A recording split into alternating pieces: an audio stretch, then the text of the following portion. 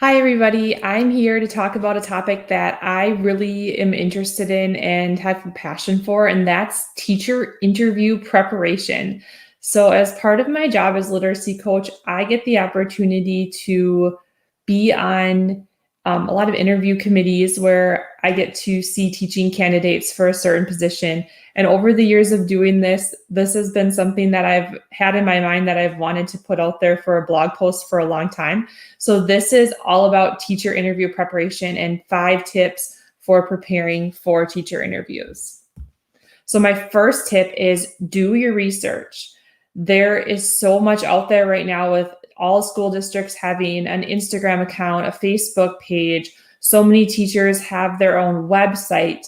The district web page usually has a ton of information. Depending on your state, you can go on the state's website and get a bunch of information about the district's just student population and their percentage of free and reduced lunch, their test scores, all these different things. I would personally want to dig to find out what exact curriculum they use and their school schedule so that you can make connections about maybe the experience that you've had in the past or how you connect to what they're doing. So those would all be information that I would try to dig into as much as possible before interviewing at a school. My next tip that I have is know the experiences that you want to share. There's so many articles out there that are like the 10 questions that you should know the answers for a teacher job interview. And while, maybe some of those questions always show up, you can't predict the questions you're going to be asked. What you do have control over, though, is if you know what experiences that you want to share about yourself as an educator. What are some of your top 10 moments as far as connections that you've made with students, teacher leadership opportunities that you've taken on, different education opportunities that you've taken that show that you're committed to learning and growing. So I would say 5 to 8 things that you really want to share about yourself. And if you do get the opportunity at the end of the interview, if they ask, is there anything you want to share with us? You can draw from that list and really say something that you think that they would really be interested in knowing. My next one is pack like a minimalist.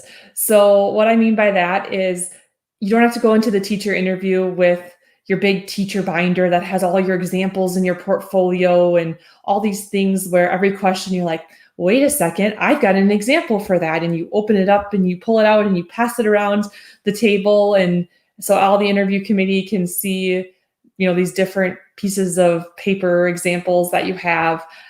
That's probably personal preference, but in just my opinion, this can do more harm than good. You're taking the interview committee's attention off of you and your personality and your voice and how you're responding. And now they're awkwardly passing around a piece of paper and kind of looking at it fast and passing it to the next person. And I just don't think it's super effective. You really don't have to bring much to your interview, maybe a bottle of water, something to write with. I think that's about it.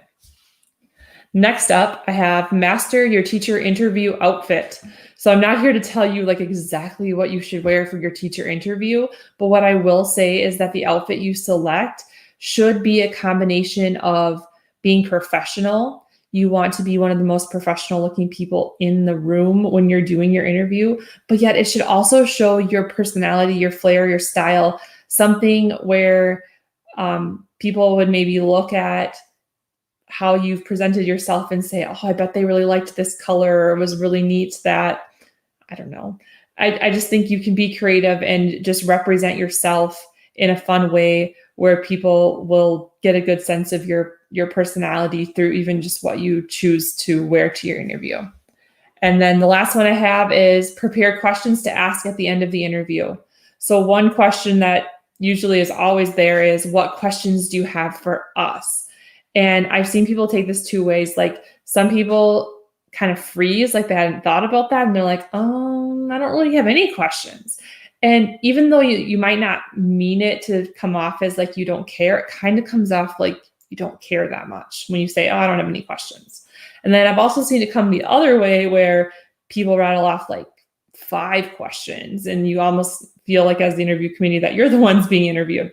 So try to find a balance. I think 2 is a really good number of questions to ask, and I would have those prepared ahead of time. The questions that you ask should really show your interest in the exact position that you are applying for.